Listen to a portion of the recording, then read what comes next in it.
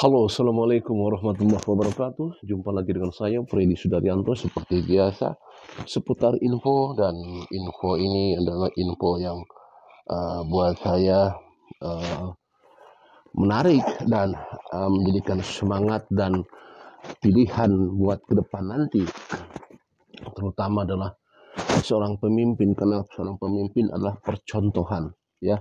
Seorang pemimpin adalah percontohan, dan keberanian itu yang paling penting adalah bukan hanya sekedar omong-omong saja, ya, mau tuntaskan, tapi kalau misalkan tidak berani, ya berani itu ya kalau misalkan ada orang sekalipun ada teman sahabat dekat, kalau dia bersalah ya harus dihabisin gitu, ditegaskan, ditindak.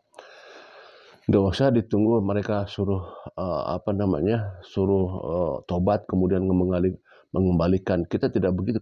Kita berharap masyarakat tuh ya tindak langsung, karena sekarang ini kalau butuh butuh masyarakat tuh butuh apa yang disebut dengan percontohan lah, tindakan tegas agar terpuaskan rasa masyarakat gitu ya, keinginan masyarakat. Kita punya figur yaitu Gubernur Jawa Barat. Gubernur Jawa Barat Pak Deddy Mulyadi yang sekarang sangat luar biasa menurut saya. Saya nggak tahu kalau menurut Anda, tapi menurut saya luar biasa. Seorang Deddy Mulyadi dari awal sudah mengatakan bahwa belusukan itu bukan pada saat kampanye, tetapi memang belusukan sudah beliau lakukan sebelum dia jadi kampanye, dan itu sudah dia lakukan kehidupannya. Setiap ada orang yang kesusahan, setiap ada orang yang lemah, dia selalu membantu dan tidak pernah pikir panjang. Setiap ketemu orang di jalan dia berhenti dulu, ketemu supir truk mogok dia berhenti dulu, ketemu ibu-ibu, nenek-nenek tua lagi berdagang dia berhenti dulu. Hatinya memang sudah hatinya sudah memang ada di hati masyarakat. Makanya tidak heran pada saat pemilihan gubernur kemarin suaranya sangat luar biasa. Malah sebelumnya beliau mencalonkan dari DPR RI, suaranya sudah menghabisi malah luar biasa 2 kali lipat, ya. Pada saat gubernur juga terbukti suaranya sangat luar biasa. Ini suatu hal yang bukan main-main, tapi memang suara masyarakat. Pak Deddy Mulyadi itu suara akar rumput dia, dan ketegasannya kita lihat sekarang. Pada saat beliau belum jadi gubernur aja sudah berani menindak, yaitu galian pasir di daerah Jalan Cagak. Itu belum jadi gubernur, belum dilantik maksudnya. Setelah dipelantikan beliau meroket. Sekarang yang lagi ramai adalah Puncak. Dengan dipanggilnya satu hari para pengurus di sana, keesokan harinya langsung diobrak-abrik tuh yang di Puncak, ya, wahana rekreasi tanpa ada perizinan. Tapi beliau bukan serta merta merusak begitu saja, jelas-jelas yang melanggar lah. Tapi ya hebatnya beliau itulah, ya, pada saat itu dia masih memikirkan buruh-buruh yang ada di sana, ya, buruh-buruh yang ada di sana, ya, masih memperhatikan dan masih digaji sampai tanggal 27. Dan selanjutnya adalah mereboisasi area-area yang sudah dijadikan taman rekreasi, harus ditumbuhin lagi. Dasarnya memang Pak Deddy Mulyadi adalah rasa, dia mengatakan bahwa dia menangis pada saat hutan, gunung ada yang menebang. Beliau menangis karena dia betul-betul menghargai yang namanya gunung. Di sana gunung ada sumber air, dan sumber air itu mengalir ke bawah, mengaliri sungai, mengaliri sawah, perkebunan, ada danau, dan itulah sumber kehidupan. Dia mengatakan bahwa kalau hejo jadi ngejo gitu, ya. Ya itulah, muncul seorang yang bisa menyelamatkan dunia ini, menyelamatkan alam di semesta ini. Karena kalau kita lihat alam, karena sudah tujuannya adalah uang, maka alam lama-lama terkikis. Allah menurunkan, Tuhan Yang Maha Esa menurunkan seseorang untuk menyelamatkan alam. Yang tidak mustahil, saya katakan bahwa Dedi Mulyadi adalah titisan. Dia menyelamatkan alam. Ya, ini luar biasa. Coba kita lihat ya. Ini cuplikan yang kita lihat coba.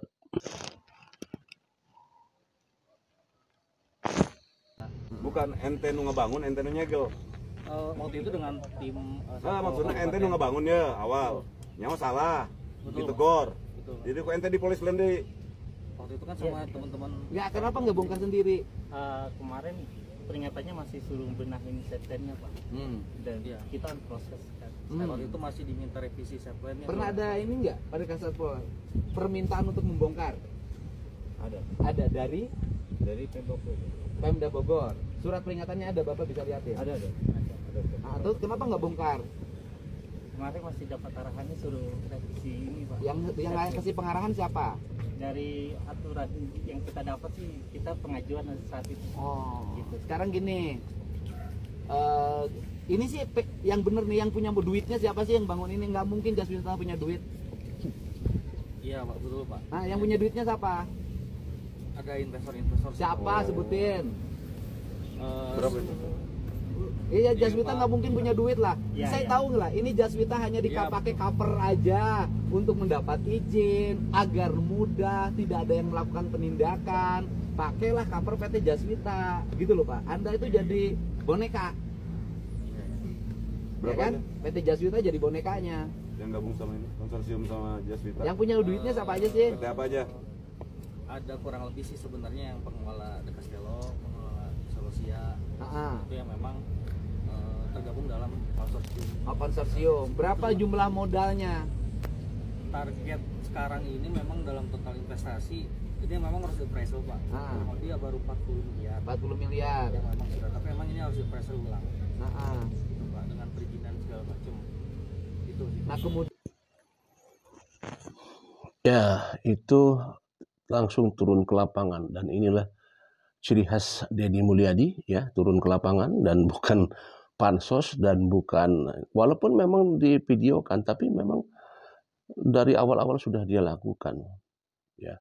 Kita bisa lihatlah pergerakannya Pak Dedi Mulyadi ya, bukan hanya pada saat kampanye, tapi memang sebelum-sebelumnya kehidupannya memang begitu demikian. Dan setelah itu, setelah barusan kita lihat dananya sekitar 40 M ya, seperti itu. Dan jelas ini ada pelanggaran dan menindaklanjuti untuk supaya segera dibongkar. Dan tidak benar-benar tidak main-main dan langsung dibongkar keesokan harinya. Coba kita lihat.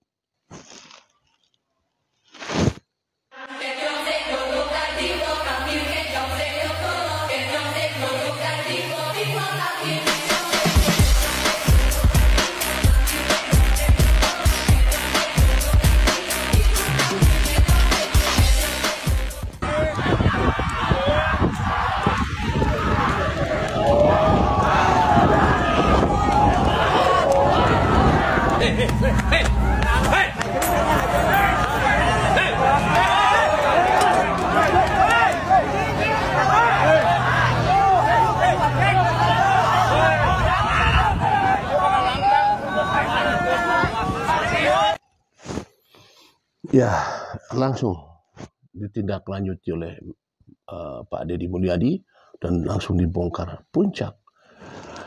Makanya saya heran waktu itu, 2 kali saya melewati jalur puncak lewat ke sana.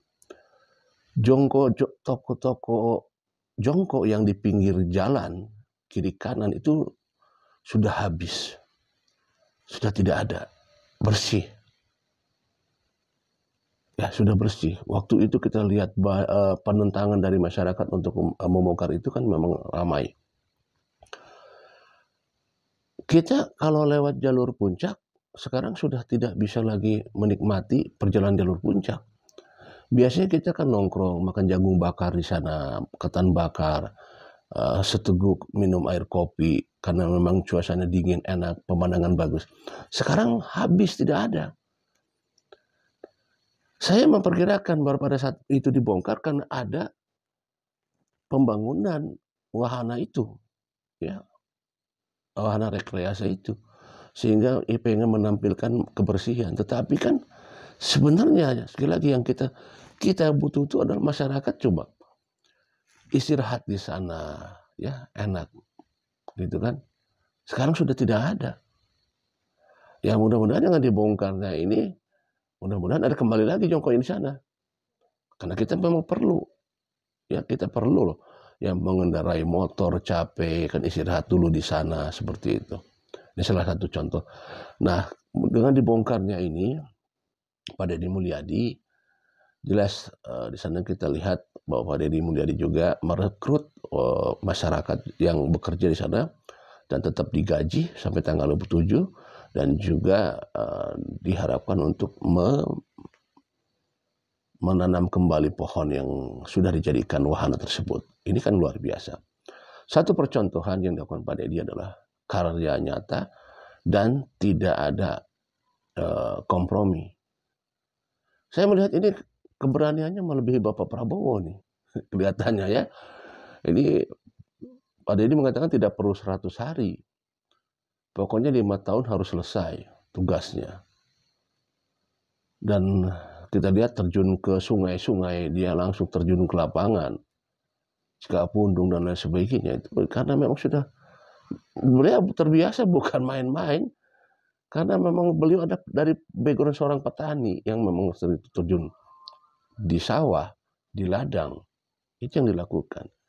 Saya sekarang jadi optimis. Inilah kayaknya calon pengganti nanti ke depan untuk presiden selanjutnya. Berani bertarung saya. Saya yakin, punya keyakinan Pak Deddy Mulyadi punya apa ya? Punya chance lah untuk bisa bertarung nanti di Pilpres selanjutnya. Karena ya beliau orang lapangan. Yang penting adalah jangan sampai ternoda dengan yang sono, yang ada naga-naga itu. Karena kalau masih terkontaminasi dengan naga ya repot juga gitu. Ya. Nanti tebang pilih lagi pada saat ada keputusan. Ya. Mudah-mudahan Pak Deddy tidak terkontaminasi dengan para naga-naga di sana. Mudah-mudahan masih bersih gitu ya. Karena ya tahu sendirilah kekuatan naga-naga itu kan sangat luar biasa gitu kan. Nah, mudah-mudahan sekali lagi Pak Deddy kita berikan support supaya tetap terus fokus dan tetap istiqomah dalam melaksanakan tugasnya untuk Jawa Barat dan tebas habis orang-orang yang mencoba dalam pelanggaran dan jangan pilih-pilih. Assalamualaikum warahmatullahi wabarakatuh. Bravo Deddy Mulyadi, Bapak Aing.